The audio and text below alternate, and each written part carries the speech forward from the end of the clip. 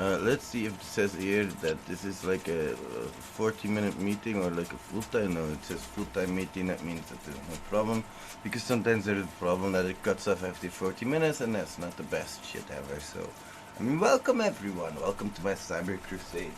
What is the intention of a CyberCrusade? A CyberCrusade is a collection of different courses, materials, labs, demonstrations, and everything that is required to teach you CSRF and SSRF. Hey bro, what's up?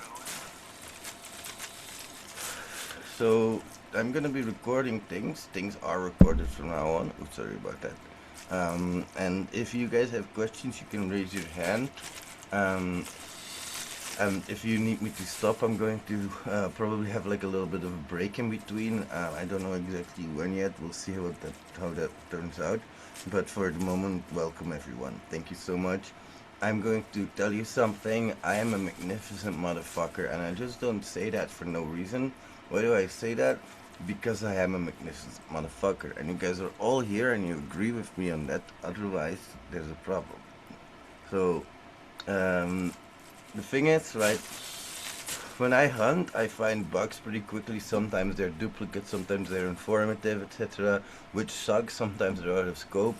But when I hunt, I try to hunt very effectively. I don't always look for CSRF bugs, but when I do, it's to bypass something. Like when it comes to self-fix SS, you could potentially bypass a self-fix SS with a post request coming from a CSRF tag vector. That is quite a mouthful, right?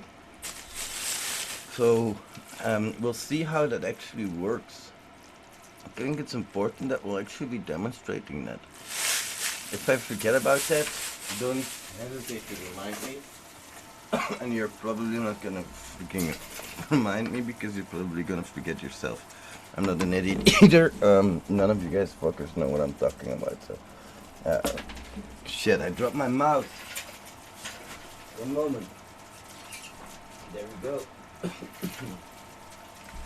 I'm an idiot. Now, all my jokes aside, guys, I am somebody who likes jokes. I am very, very much respecting the fact that some of you guys are here extremely late. Some of you guys are here while you could be doing other things because it's a Saturday evening. But you guys are here because you want to learn, and I very much respect that. So, from the bottom of my heart, welcome to my lesson today. I hope you'll enjoy. I hope you learn a little bit. What is CSRF? We're going to go a little bit into what that is. We're going to go into code examples, because I think it's important that you guys learn how these vulnerabilities come to be in code level, and we are going to look at that. I've written some code for my labs anyway, so it's gonna be easy for me to demonstrate the CSRF bypasses as well, and then some labs, because of course I have enough labs for this. If you guys want to go in those labs, they're gonna be free, they're gonna be available. And I'm going to try to slow down my talking. Sorry about that. Uncle Rat needs a drink.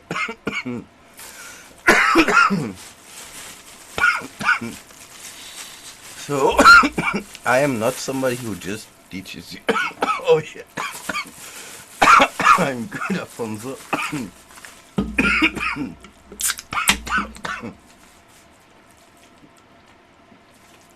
Whew. There we go. I'm good.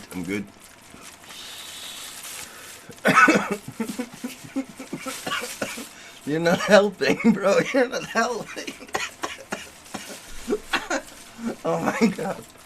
You asshole. Yeah, I'm good, bro. I'm good. Don't mind me. Sorry about that. So, nothing happened. I'm gonna try to slow down with my talking as much as I potentially can. But if I go too fast anyway for you guys, please let me know, because I've been asked to slow down a bit with my talking, to slow down with my explanations. And I'd like to at least be there for you. So the CSRF automation, like I said, I don't go for basic explanations. I really like to teach you guys how to use these things to find them after I've shown you and demonstrated you code-wise how I would look for them. Um, and then we're going to talk about CSRF in JSON, because do you know if that's potentially possible or not? I don't know. We'll see. And then some activities, always useful to look at, and some other CSRF sources where we go from there.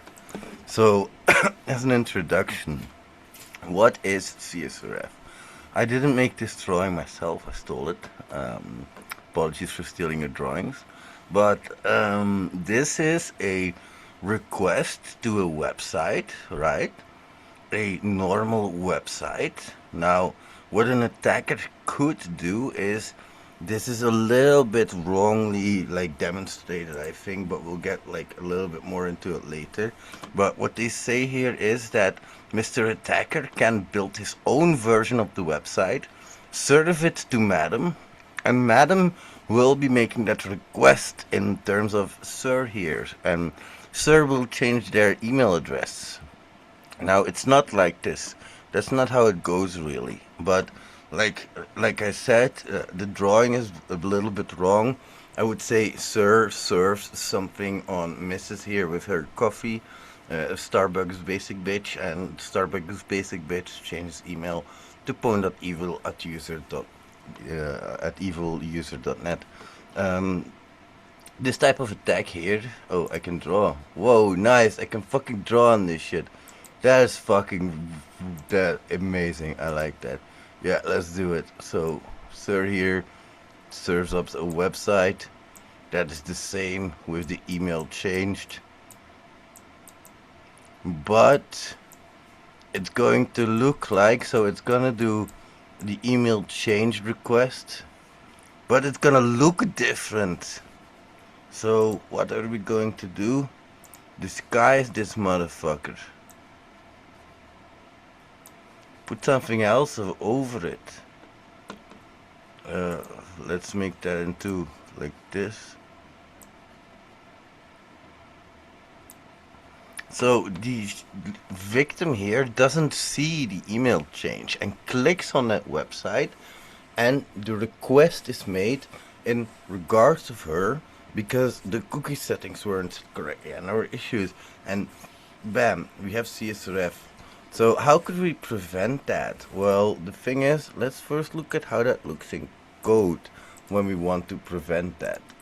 Let's take the mouse back. Oh shit, now that's there. Let's remove it.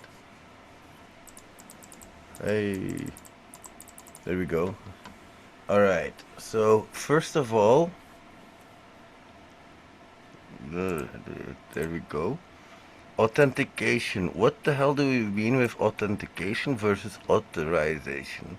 So an authorized action versus an authentication is going to show you who you are. Log in, basically. That is your authentication.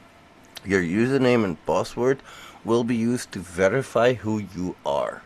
Now, after that, you get a token. And what's a token? Tokens are a representation of yourself. So, if you think about the grand scheme of things, a token would be more like your passport, for example. And that representation of yourself could then be used for further authorization of any actions. So, you are who you say you are. You're not that attacker in this instance, but you are the victim. With the exploitation is the attacker luring the victim to visit their malicious website or clicking on a crafted link. Remember what I said with visiting that website thingy there? I'm going to grab another drink for a second because mine's empty. So we go and we serve the victim a website that seems to do something, but in the backend sends a request to the server. If I build a website right here, so this would be a site, just a normal website, that is always hosted on a server. Don't mind my horrible handwriting.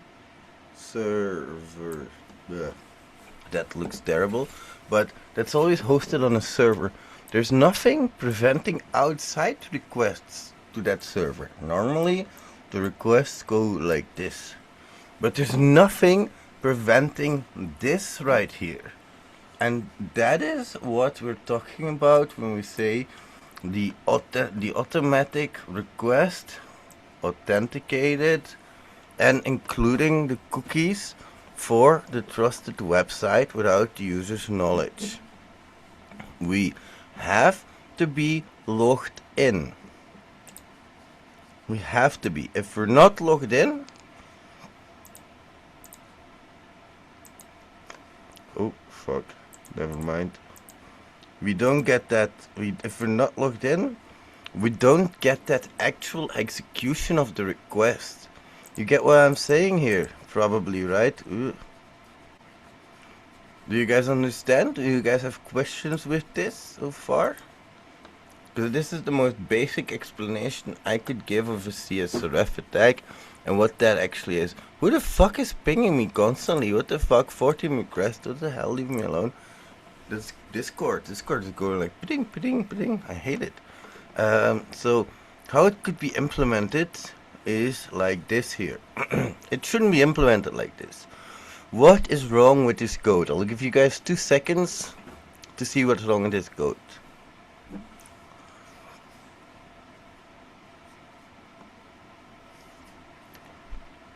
All it does is it checks if the sessions token here, the CSRF token, is not empty.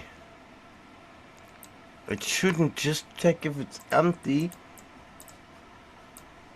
It should be checking if it is actually properly the one that is requested. So if there is no token, we are going to generate one. Then we are, and we see that here, if there is no token, generate a token. Then the next slide we see add that token anywhere. Then we're going to check if that token is valid. So first of all, check if that contains a token or not. Then this is the comparison we should always be doing. And yeah, I know in the previous one we weren't doing the comparison, we were doing the generation. But if this would be an empty comparison, that would be wrong. We have to do a hash equals comparison. And then here we see if that post token is equal to the session token, then we verify that, otherwise we don't verify it. Here, if no token is set, nothing happens, and this was lab code. So the thing is, right, the lab code that I've written here is just literally to indicate how things could go wrong. But then what we could do is we could set the synchronization pattern. So here the token is generated by the server, that's what we call that. It should be refreshed every page. So every page we go, we should have that on there, on the form, like we saw right here. It should be included in your form. And then the developers have to add it. Why? This is crappy code, because this is often how developers generalize code. So you need to implement things everywhere here. If you forget to implement this verification, or if you forget to implement this token in a form where you should, because you're on a Friday evening and you have to develop a form real quick and you have to check in your code or whatever, and you forget to add the token and the verification, or just the verification alone, you're fucked. You're pretty much fucked. So there is a different pattern, the CSRF token pattern. This is a header. I don't know if you guys ever saw those headers when you're making requests. The application basically sets a cookie. That cookie must be properly scoped. So if you see cookies, can I show you that? Yeah, of course, I have edited my cookie. So here we see a cookie. that is this name and this value, and that cookie is set to a domain. It's always set to a specific domain. But the thing is, I can't really show here. Show advanced here, domain google.com pattern path this, and this is what we mean with scoping. It has to be properly scoped. Let's go back to the slideshow for a second. Then the HTTP only flag cannot be set because JavaScript needs to read that cookie and set that header value. The server validates the cookie and the headers, and then XSS potential is real. This is often used by frameworks though, making it a lot more useful. Do you have the double submit pattern where the application sets the cookie like previously? Once again, we scope it properly, we cannot set it, JavaScript reads it. The form token is also added. So every time that so the previous one was on the request that we add shit. Here we also add things on the form, and the server validates the cookie and the headers and the token. So it's like a triple validation, but once again, the XSS potential is real, and this is also often used by frameworks. It depends, either one. So when we are going to hack for that, what are we looking for? Because these implementations, we have to bypass them in some way. And it's not always useful, but if you have self-XSS, you have to at least be able to try the vulnerabilities that we're talking about right now. The following conditions must apply. A relevant action after a login, basically, to change email, for example, or any other action on a specific user data. And then cookie-based, so has to be cookie-based session handling or not, and then no unpredictable request parameters, they cannot be guessed. This is what we need to, well, bypass them really is, I'll show you guys that in my labs. We'll go there now. I have a lab for credit transfer, and you guys can go to my labs. I'll add them in the chat as well if you want to follow. Let's go to the CSRF ones. Oh Jesus, there we go. So we have the credit transfer easy here. Let's register first and let's log in then. Now here I see an amount where I can send data to specific users, or money I should say. Is this a relevant action you would think or not? Oh, I'm adding too much money, I see. Let's see here. So would you think this would be a relevant action? I would say so, right? Because you wouldn't want this request to be made from a different server. This guy says something else.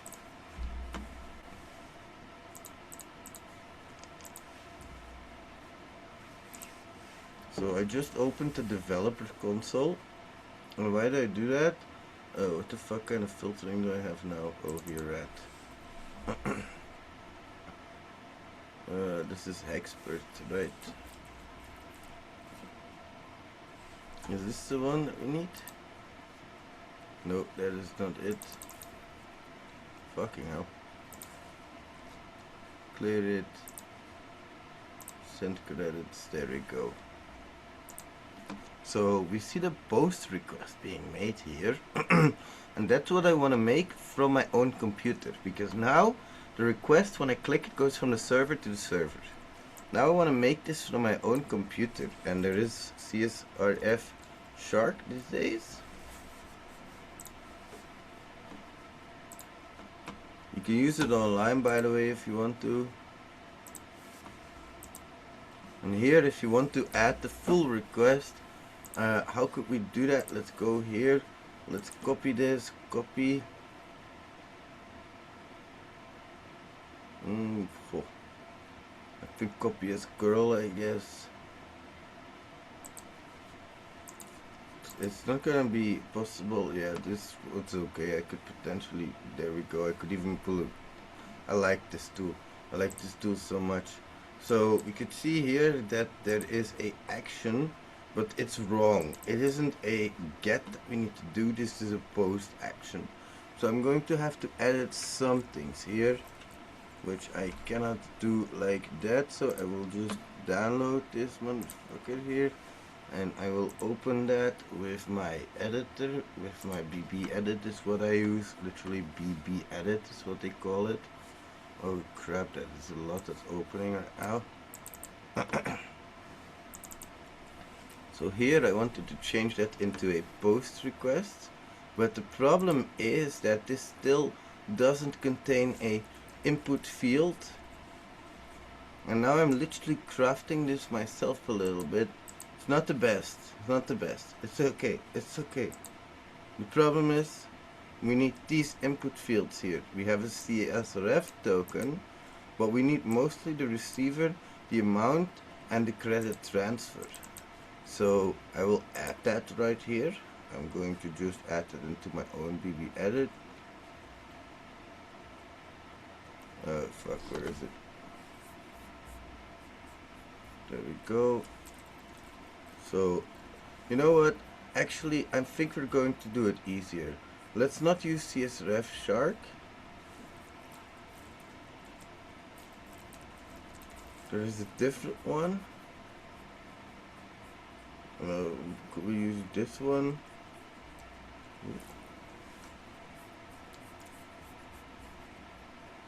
Let's go back to, yeah, we could make this all by ourselves, but I'm too lazy. I'm literally a lazy motherfucker.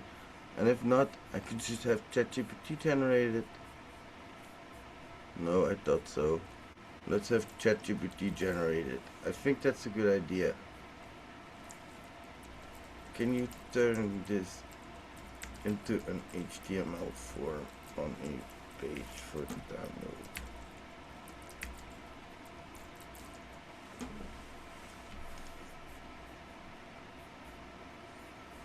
Motherfucker. So this has a, oh, it said it cannot do that, but it still does it. It's fine, it's good enough, bro. It's good enough. That's all I needed. So here we just make the endpoint. Let's see, CSRF token. Yeah, we could do that with this value, and the endpoint would be this one. So if I save that item now, I can see that I have my form, and it should make a request to my page. Let's go to my downloads, open this. I have the form to user 1. I will send 1 credit. And it says I'm not logged in, so I might have to try that again. And it says incorrect username and password, so I register and I log in. Could have potentially been something. We'll see. Let's do this again. And the credits were transferred successfully. Now I'm going to give you guys about 5 minutes to repeat that, if that's okay. Let's do like a couple of minutes. I will put this in here, and I want you to give that a shot. Just give it a try, and then afterwards we'll continue. So give you about 5 minutes time to repeat that.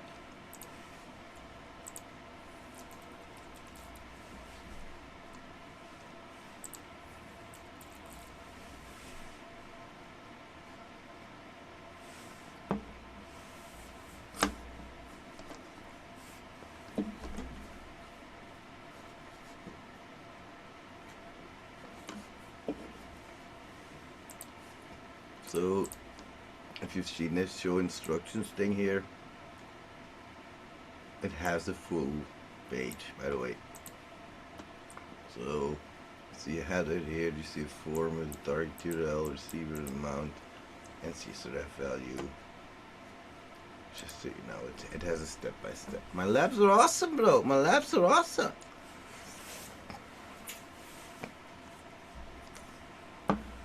I swear, if anybody denies that my labs are awesome, you can follow the timer at the top here. You have 2 minutes and 12 seconds. I said you have 5, but I give you 2. Just because I'm an asshole like that. I'm a nice asshole though, because at least I give you 3 minutes, and then I could have given you 1.5 minutes, but I'm not that bad, you know.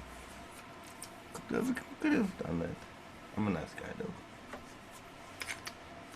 You guys have questions for me so far with the CSRF thing? If you have questions for me doing this lab, you don't even need Burp Suite or whatever. You could, but Yeah, I'm correct. You talk about unpredictable parameters. What are those unpredictable parameters that you are referring to? So sometimes pages are built up dynamically, and the thing is, right, I need to know what parameters I need to put into my CSRF page to make that into a proper page. If I don't know what parameters I need to put in here, so for example, right, if I have a page that is a customer support page, which is a backend page, a backend customer support page, I don't have access to and I cannot view. I might know the endpoint to it, but I don't know what fields are on the customer support form. So, like, you cannot do CSRF at that point anymore because you cannot predict the parameters anymore. Is that clear?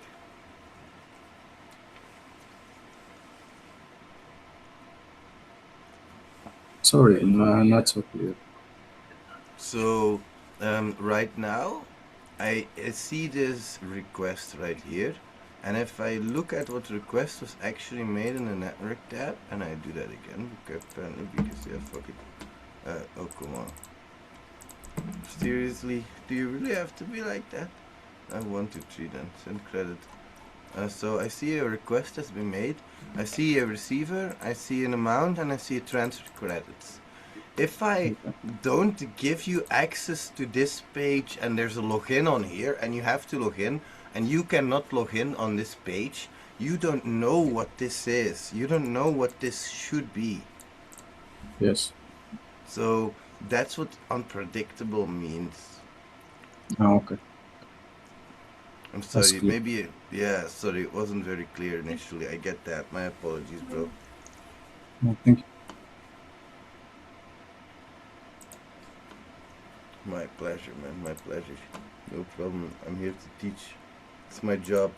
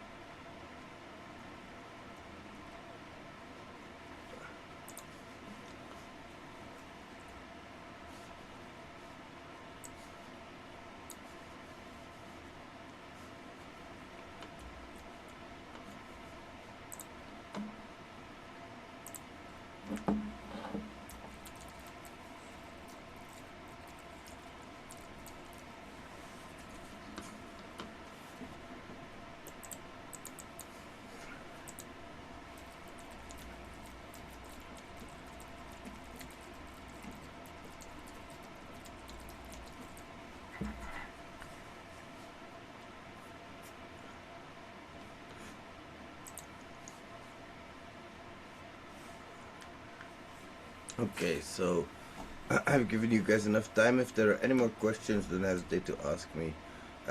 Like, these things need to be behind login screens. You need to make sure that they are.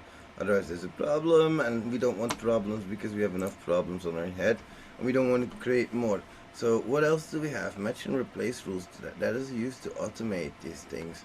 You can add a match and replace rule where in the request body you might find a CSRF token, or in the request header you might find a CSRF token or whatever. And that is something that you could easily automate with this. And these days you could even ask, and I don't know how effective it is gonna be, but let's ask ChatGPT for a moment. I want to see, generate a script for Burp Pro, and we want match and replace for CSRF token with nothing. I don't know if we can do that. I don't know. Script mode. We'll see. We'll see.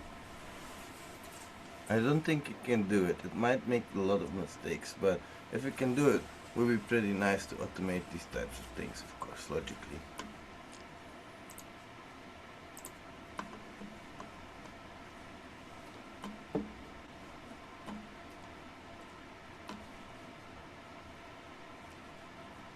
Oh my god.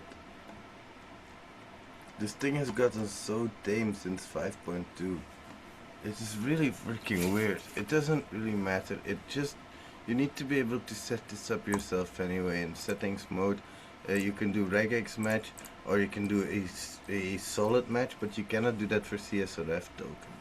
So you could make a regex for CSRF equals. I'm not great with regexes, by the way, so I could easily do that. And then you could paste the body in here, make an example body, and you could basically see here what is going to take test. And then you need to say what you want to replace that with. And then it doesn't replace it because your regex is bored. Oh, because you have to click regex match, Wesley. Because you have to click regex match, Wesley. You fucking idiot, you dumbass. But you can see what I mean, right? Auto matching of the right now CSRF token.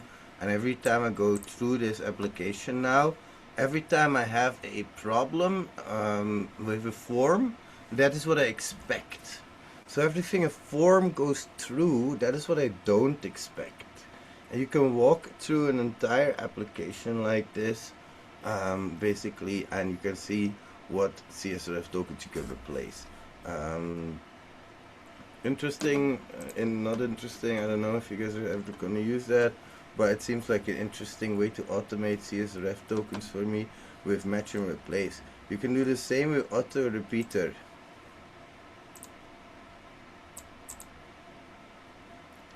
Add a base replacement, because body, create match, take the regex that we had before, replace it with CSRF is nothing.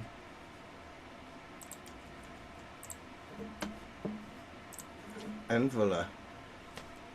Do you know how to use auto repeater? Now you go to the application and you see what the original status is versus the modified status, and basically they should change. They should remain the same. Is that clear? So you could test for idors like this at the same time, but you just have to be very aware what you're doing, because you could add an idle replacement in here if you would want to, like where you say ID equals that instead of that. Or something along the lines where you add a replacement for the authorization header like we've done here. There could also be an option where we say this user needs to be replaced with this user. That is very much possible. So now we're both testing your authorization and your CSRF at the same time, but you just need to know what you've clicked and what you haven't clicked and that kind of stuff. So it's really interesting.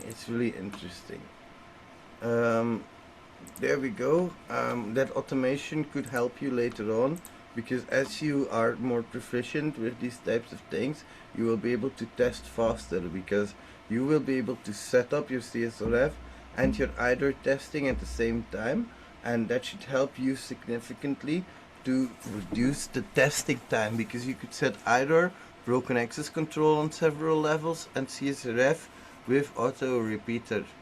Hope that helps some of you. I don't think I had that one open. Come on, there we go. CSRF and JSON, yeah, is it possible? Don't bother too much with it. That's all I'm gonna say. So yeah, there is some CSRF money to be made, guys. You guys say that, yeah, but CSRF is, oh. Yeah, this is from 2017. This is from 2020, so I guess you're right. It's pretty old, but just some inspiration. There are people that can change a password without adding like this is Nord security, and here we can clearly see that they're just gonna change a password without an email confirmation or nothing, nothing. So and this one, the CSRF token on the HackerOne login page. Yeah, that's weird, right? On the login page, getting paid for the CSRF token.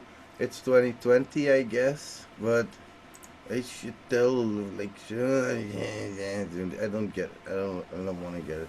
So, I don't fucking care about that kind of stuff anymore. Like, I don't care about CSRF on the login page. Don't look for that. Now there's more CSRF stuff, CSRF links that you can be had here. If you would like to go through them, I'm just going to put this PowerPoint in the chat right now. I'm going to take like a maybe 5 minute or maybe 10 minute break to quickly go and grab myself a quick snack because I'm a fat fuck that needs to eat constantly or is going to have problems. It's gonna have problems if I don't fucking eat every 2 seconds. Be right back, rats. I'll be right back. So let's do a 10-minute timer. No, no, no, 15. No, no. I'm old. I know it takes a lot of time. Takes me some time, guys. Takes me some time. Be right back.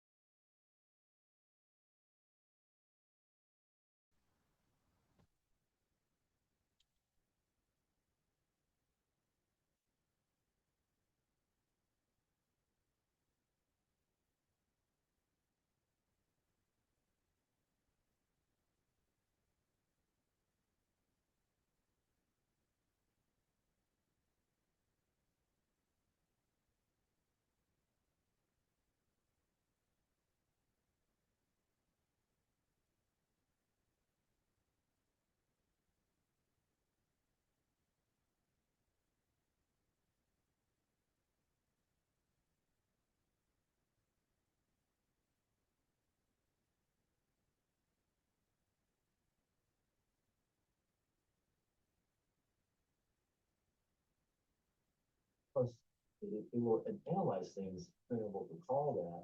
Have it pick, they don't answer, they don't recognize the number, but it then plays their voicemail, and now we know it's a man or a woman, for example, certain information that we didn't know before. And then I think Melissa has some phone search functionality. If not, again, there's another site that's in the slides for the multi-way classics that this is secure. You can do it yourself, but I recommend those What's sites. Melissa doing, bro? I don't know what Melissa's doing.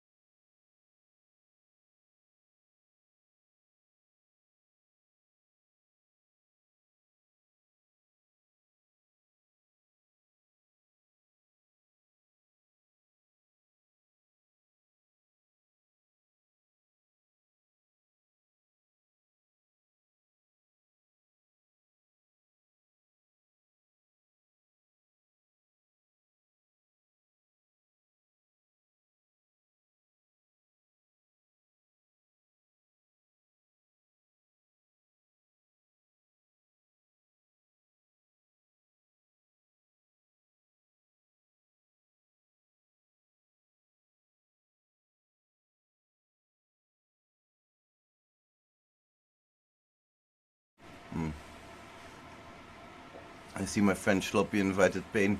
Good to see you here, Payne. This is part of CNWPP, by the way. You will get these types of exploits on my exam, and they're gonna be difficult ones. They're not gonna be simple ones. I will show you guys a checklist.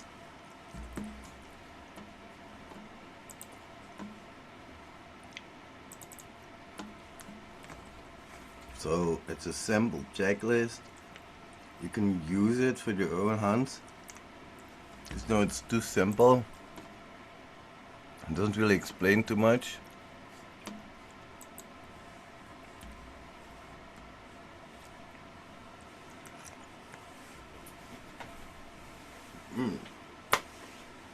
Damn, I'm a good cook, bro. I'm a good cook. Made me some Brussels sprouts with some honey glazed chicken today and some sauerkraut. Sauerkraut. And some Diet Coke because I want to be healthy and live a long life. And that's why I drink 12 cans of Diet Coke every single fucking day. Where else do I have an article that goes over all of this? Tell me again I'm not fucking thorough. Tell me again I'm a fucking scam. Tell me again I don't know what the hell I'm talking about. Can you believe people don't know what the hell I'm talking about when I give you these types of explanations? How to automate things, what we're looking for exactly, some labs, some POC generators, like some code. Am I really fucking looking like a dummy or what? What the fuck is these guys' problems? What the fuck is their problem really? I don't know what the hell is up. I know I shouldn't be bothered by it, but it bothers me when people attack me, bro. I just want to know why. That's the thing. I'm somebody who's not gonna be like, oh, I'm offended. I don't give a fuck if you hate me. Just tell me why. Why do you hate that I sell courses? I don't get it, man. I'm very thorough in that shit. I've always prided myself in that, and I'm revisiting and rebuilding a lot of the materials. Did I give you guys that link? Yeah, I give you guys that link, right? And around here we have some lab links. They're directly to the solutions. Oopsie.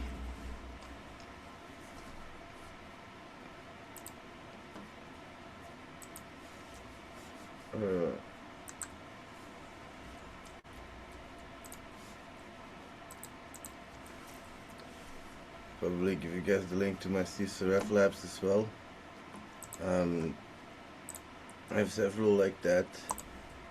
They're all about CSRF basically, and all of them are some from that list, the bypass thing. Some don't work properly, 4 and 5 don't work properly, I know that, but we have the easy and the medium credit transfer. each have their own challenges, I should say.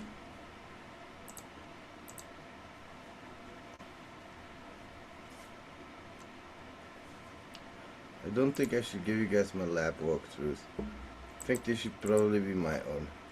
And then I should share a video of me explaining this stuff again. That's what you get with Uncle Rat. That's what you get with Uncle Rat. There's nothing I can do about that.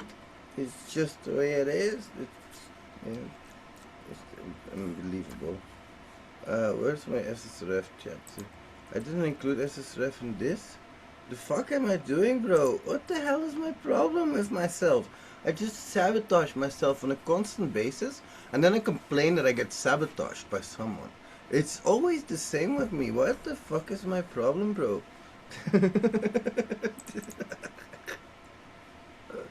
What the hell is wrong with me? I really don't know. There's a lot wrong with me. I know that. I know that for sure, dude. Like, what the hell do you think? That I am some kind of angel? No, a lot is fucking wrong with me. So, here we go. So, what is SSRF and how do we abuse it? And the tech strategy around it. A basic SSRF strategy in general against the server itself, against the backend and blind. So, what is SSRF? And I'm going to leave this annoying stripe in the middle of the screen for the rest of the session, just so you guys get irritated by it. I like that. I like that. SSRF is server-side request forwarding. Sometimes, and now I'm gonna have to draw, now I cannot find the fucking drawing thing, so that's a problem. Here's the drawing thing. Oh, nice. So here I can just say, give me a pen. So we have a server, right? We have another server. We have another server. And this is a gateway. All traffic comes in and gets distributed along to where it needs to be. So these internal servers right here, what I'm gonna do is I'm going to put a little bit of an itsy bitsy thingy with them. So these are all basically, if I would try to make a connection like this, what I could do is I could say this is okay, okay, okay, and okay. And then if I go to the other connection here, that's not okay. So how could we do a request to those internal servers? And by the way, hats off to the 40 people in here. You're fucking legends, bro. You're fucking legends. What the fuck? It's damn. I love that shit, man. Look at that spirit. We're gonna make a request to the server here, and we're going to make that server do a request to itself or to a different server on the internal network, and those are allowed then. Does that make sense, my friends? Does that make sense, my friends? Oh, till the end. Good. If you got questions, don't hesitate to stop me, because I'm not a very difficult person, you know that, right? So server-side requests for Drew can occur in different forms, like I said, blind, self, server, and then the thing is, you need to know technically how these networks are made up, and that's the problem often why a lot of people are going to be stopping. But one of the SSRFs that I want to give you or show you is an SSRF against Lyft by Nahamstack, my homie Nahomi Hamstack. Let's go. That's my Nahomi, bro.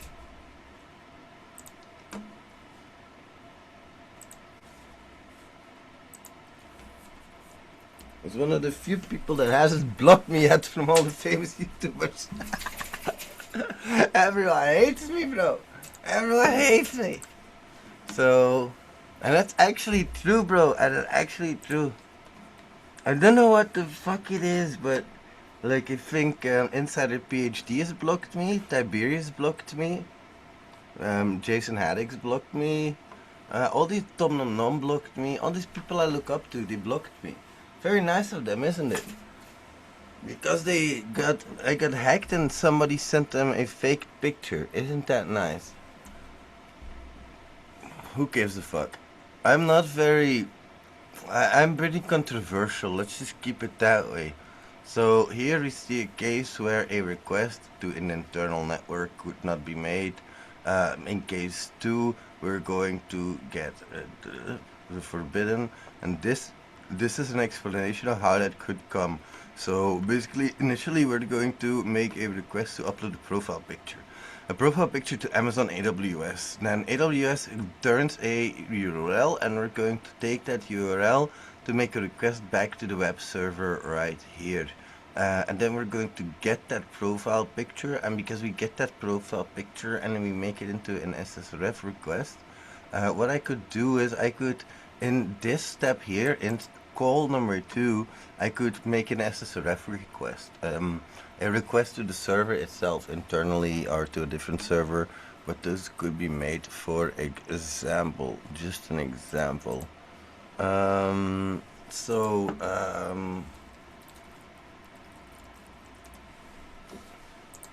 What attack strategies could we have? SSRF against the server, SSRF against the buy. I've said it 15 times now. Where are we going to look for that? That's what I want you to think about. Not what request is like, but what the exploit is like. What are you going to look for? And we're going to go to the Lyft one as well, so just so you guys know what the heck is going on. And the URLs within data, such as XML files, CSV files. If you see a URL, a partial URL, refer header can sometimes contain that. How does it look like? Here we see a request. Well, I've gone through this like 17 times. I don't think I need to keep going through it. We'll see how that works in an actual lab. That seems more fun. I don't know why the Burp Suite upstream and Nuclei upstream and this one upstream, all of them are here, but we'll go through them later because I want to go through SSRF first.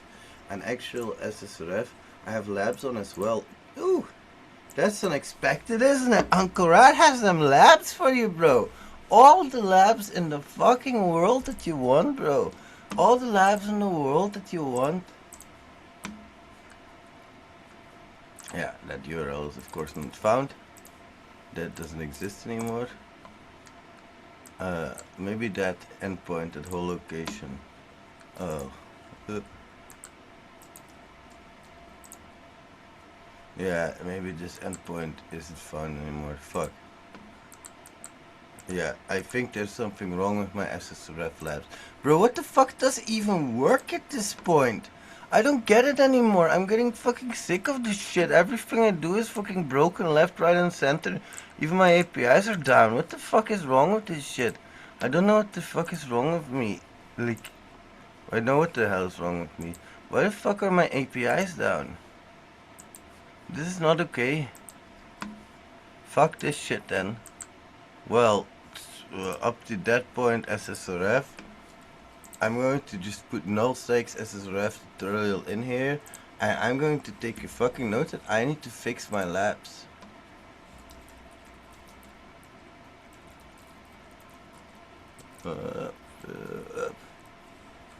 Okay, so you know what? I'm gonna fix my labs. What do you guys think? Should we fix the labs? Let's fix the labs. Expert labs. Expert.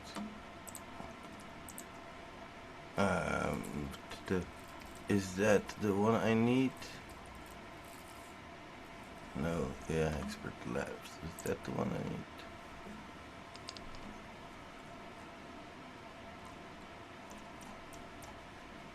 Agent.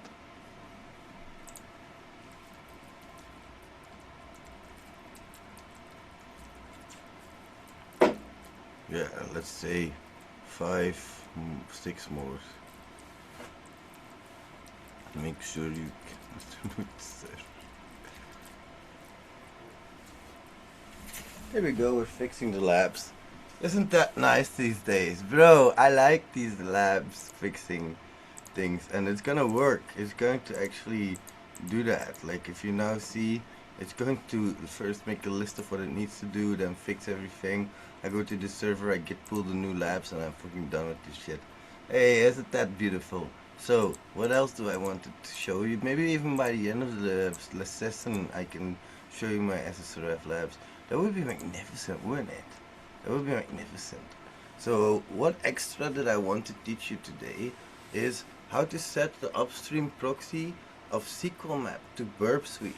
Because sometimes you want to run SQL map and you want to see all of those requests go through. You could do that. You could set an upstream proxy in Burp Suite, open SQL map, and you could configure the upstream proxy.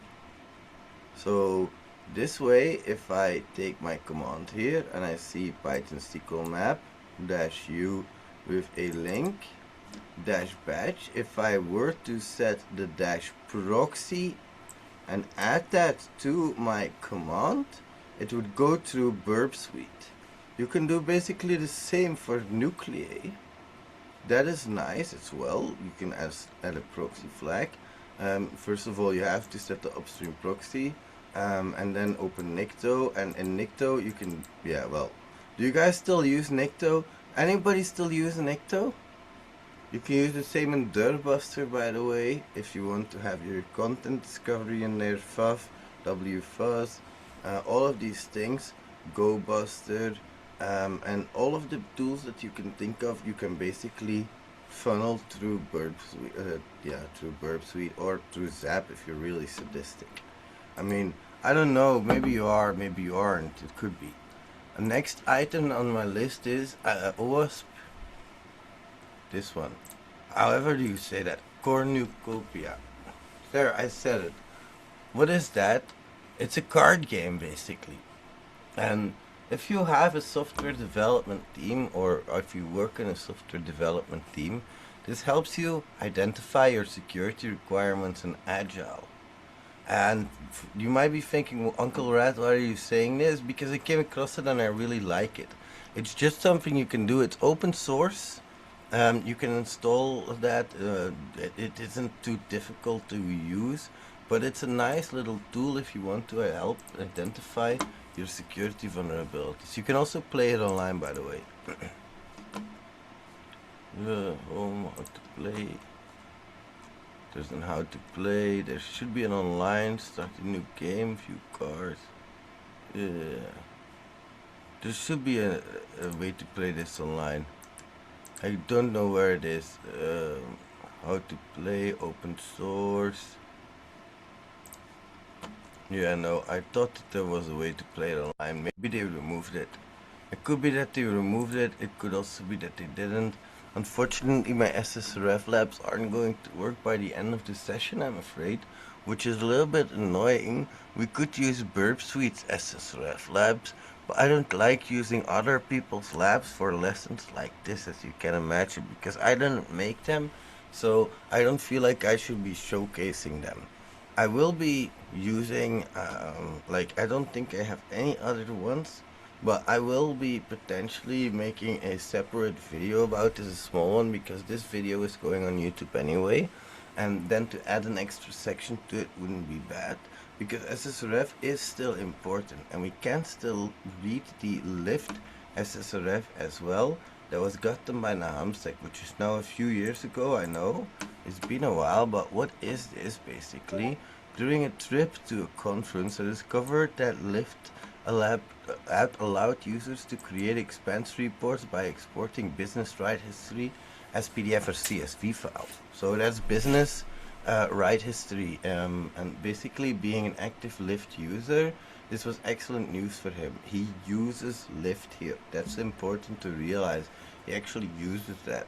It makes his life easier by simplifying tedious process of work travel expenses, but it also begs the question, can I hack this thing? Turned out the answer is yes, thanks to my collaboration with Cody Brokius or Deacon. If you guys want, I can also put Deacon's link in the description. Where is it? They have also blocked me. I don't see, I told you, people hate me. I don't know why. I really don't know why. Like, it's not like I am talking out of my ass here, you know? Like, I mean, it's not like it's great, but like in the Hall of Fame, I am for OpenAI, I am not like nothing. Where am I? Here, 35 at the moment. But my problem is I have a P2 open. So yeah, I'm not gonna log in. Logically, I'm not gonna log in. But I have a P2 open. And there are 9 vulnerabilities which have gotten awarded since I got into hacking again, like a little while ago. I didn't do bug bounties as actively, but it's not like I'm doing nothing anymore. So I got that one. I got the shit on Google. I got awarded some on integrity a little bit, but it's not like I actively do this shit myself anymore. Why? Because I want to teach it to other people. So I don't know why other people hate me so much for that, but I know what I'm talking about. Anyway, how does it work? Once you completed a ride and raise or tip a driver, you're prompted with the following image that allows you to attach an expense code and note to it. Naturally, as I ended my ride at the airport, I placed an HTML tag for the expense info, which allowed him to access the entire new infrastructure on the ride history tab in the Lyft app. It showed him a section where it allowed him to select which rides he wanted to export to the expense report. Once he selected the rides for the expenses, the Lyft application sent out an email where he received the expense report in 2 formats, CSV and PDF. By opening the PDF, he was able to confirm that the HTML tag placed inside the expense note was successfully rendered within that PDF. It caught his attention, and he was able to look for maybe an SSRF vulnerability. And as we can see here, there is a request being made, or we'll see later, that there's a connection being made, and we don't see exactly from where, but that's okay because it's from Lyft, we know that. But we don't know the exact host. So once he confirmed that he could insert the HTML, the next step was to see if he could actually fetch external resources or gather information such as the user agents, which could help him understand the application better. Keep in mind that this is also required for them to take a Lyft each time they wanted to try their payloads. They dedicated a few rides to getting the user agent by forcing the PDF generated to remote a file from a web server controlled by them. So you can see it's a back connection being made. It is basically grabbing basically they're serving the data, and they want to see if a request is being made for it. It's an out-of-band request that's being made here. What other out-of-band request service could you use? Webhook.site, for example, and you could use that one to include, but they just use their own. A few weeks later, HackerOne was hosting a live hacking event in New York, which allowed them to take a few rides using the Lyft app, and it was a great opportunity to revisit the book. Their focus at the time was to understand why some tags like H1 and U were working, and image and iframe were not. As mentioned earlier, the email also contained a CSV file exposing the exact string set as the expense code without rendering it. Seeing this showed them their phone typo entering the payload. Left, right, double quotation mark versus a regular quotation mark. So you can see what the difference here is, right? Versus a regular one. Once they fixed that in the original payload, they took a write, which they were able to get a PDF generator to fetch the remote user agent, which shifted their focus from the Lyft app to WheezyPrint instead. So what is WheezyPrint? It's a smart solution helping web developers create PDF documents and turn simple HTML pages into invoices, tickets, statistical reports. And it turned out that it's also open source. Using that, they're able to create a PDF file by feeding it an HTML template or URL. They've created a video on how to exploit WheezyPrint on YouTube, and you should definitely check that out. Alright. I agree on that. So let's just give you guys the link here.